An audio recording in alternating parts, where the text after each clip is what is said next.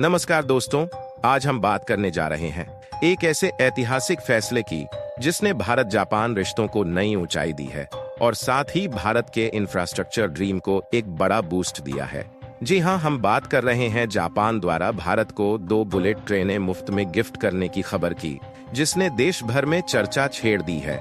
लेकिन ये सिर्फ 2 ट्रेनें भर नहीं है, ये जापान की रणनीति, भारत की तकनीकी दिशा और एक बड़े भू राजनीतिक और आर्थिक गेम का हिस्सा है।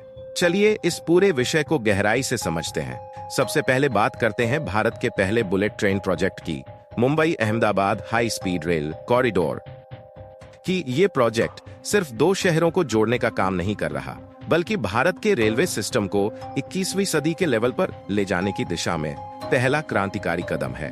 इसकी कुल लंबाई 508 किलोमीटर है और इसे शिंकानसेन तकनीक के आधार पर बनाया जा रहा है, जो जापान की सबसे आधुनिक, सबसे तेज और सबसे सुरक्षित बुलेट ट्रेन टेक्नोलॉजी मानी जाती है।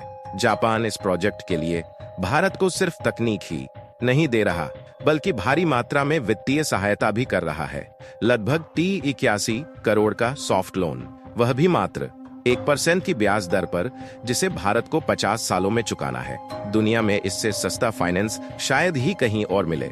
लेकिन जैसा कि भारत में अक्सर होता है, यह प्रोजेक्ट भी समय की रेखा से काफी पीछे चल रहा है। इसे 2022 में शुरू होना था, लेकिन अब जाकर इसका आंशिक उद्घाटन अगस्त 2027 तक खिसक चुका है। देरी के पीछे कई कारण हैं।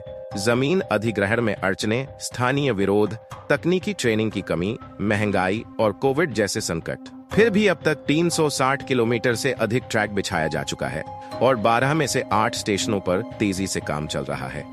अब इस पूरी प्रक्रिया में नया मोड़ आया है जापान की हालिया घोषणा से, जिसमें उन्होंने कहा है कि वे भारत को अपनी 2 बुलेट ट्रेनें A5 और A3 सीरीज फ्री में देंगे।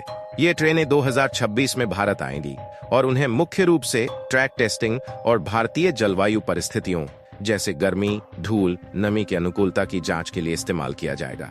ये कोई मामूली घोषणा नहीं है, क्योंकि जापान आमतौर पर बुलेट ट्रेनें किसी भी देश को फ्री में नहीं देता। यह उनकी प्रीमियम तकनीक मानी जाती है। तो सवाल उठता है, जापान ने ऐसा क्यों किया? असल में ये कदम जापान की रणनीतिक सोच का हिस्सा है। जनवरी 2025 में भारत की इंटीग्रल कोच फैक्ट्री चेन्नई ने हाई स्पीड ट्रेन निर्माण के लिए टेंडर जारी किया था। इससे जापान को यह संकेत मिला कि भारत अब आत्मनिर्भर बनने की दिशा में तेजी से कदम बढ़ा रहा है और हो सकता है कि भविष्य में जापानी टेक्नोलॉजी से दूरी बना ले। यह स्थिति जापान के लिए खतरनाक है, क्योंकि अगर भारत जैसा बड़ा बाजार जापानी टेक्नोलॉजी को अपनाने से हटता है, तो यह शिंकानसेन के लिए वैश्विक स्तर पर नुकसानदेह होगा। इसी खतरे को देखते हुए जापान ने एक गुडविल डिप्लोमेसी की रणनीति अपनाई और भारत को फ्री ट्रेनें देने का फैसला किया, ताकि भरोसा बना रहे, तकनीकी सहयोग गहरा हो और भारत की अगली हाई स्पीड परियोजनाओं में भी जापान की भूमिका बनी रहे।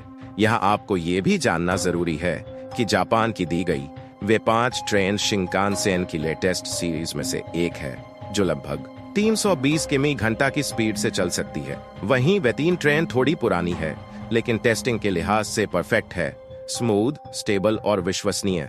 भारत इन ट्रेनों की मदद से न केवल टेस्टिंग करेगा, बल्कि यह अनुभव भी हासिल करेगा कि बुलेट ट्रेनों को भारत की रेल प्रणाली में कैसे फिट किया जा सकता है। इसके अलावा जापान की योजना 2030 के बाद A10 सीरीज जैसी अगली पीढ़ी की ट्रेनें भारत में चलाने की भी है, जो स्पीड, एनर्जी एफिशिएंसी और सुरक्षा में और भी बेहतर होंगी। दूसरी ओर भारत भी पीछे नहीं है। वंदे भारत ट्रेनों की सफलता ने यह साबित कर दिया है कि भारत अब खुद हाई स्पीड ट्रेन बनाने की दिशा में आगे बढ़ चुका है।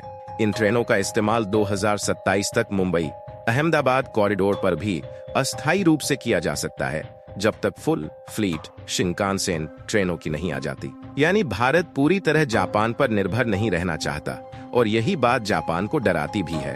अब बात करते हैं रणनीतिक महत्व की। जापान और भारत दोनों ही चीन के बढ़ते प्रभाव से चिंतित हैं, खासकर एशिया में।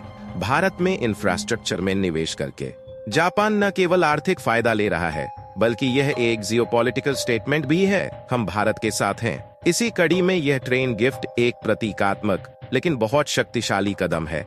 इससे दुनिया को यह संदेश जाता है कि जापान भारत को सिर्फ एक बाजार नहीं, बल्कि एक पार्टनर मानता है। आर्थिक तौर पर देखा जाए तो बुलेट ट्रेन प्रोजेक्ट भारत के लिए एक गेम चेंजर हो सकता है। अनुमान है कि इसके चालू होने के बाद हर साल 1 करोड़ से ज्यादा लोग इसका इस्तेमाल कर सकेंगे, जिससे न केवल यात्रा का समय बचेगा बल्कि व्यापार, टूरिज्म और इन्वेस्टमेंट भी बढ़ेगा। इसके साथ ही रेलवे से जुड़ी हजारों नौकरियां, सप्लाई चेन में विकास और नई टेक्नोलॉजी की आमद भारत के भीतर तकनीकी आत्मनिर्भरता को भी जन्म देगी। अंत में, जापान द्वारा भारत को फ्री में बुलेट ट्रेन देना सिर्फ एक ट्रांजैक्शन नहीं बल्कि एक ट्रस्ट बिल्डिंग मूव है। यह भारत के लिए एक बड़ा अवसर है कि वह इस तकनीक को समझे, अपनाए और फिर उसमें सुधार करके दुनिया को दिखाए कि हम सिर्फ उपभोक्ता नहीं, इनोवेटर भी हैं। भारत और जापान की यह साझेदारी आने वाले वर्षों में दक्षिण एशिया की ट्रांसपोर्ट क्रांति की नींव बन सकती है।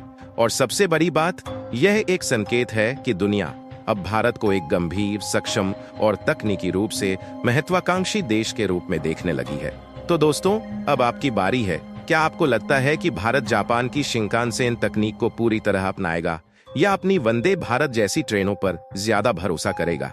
क्या भविष्य में हम पूरी तरह स्वदेशी बुलेट ट्रेन बना पाएंगे? कमेंट करके जरूर बताइए। अगर वीडियो पसंद आया हो तो लाइक करें, शेयर करें और चैनल को सब्सक्राइब करना ना भूलें। जय हिंद।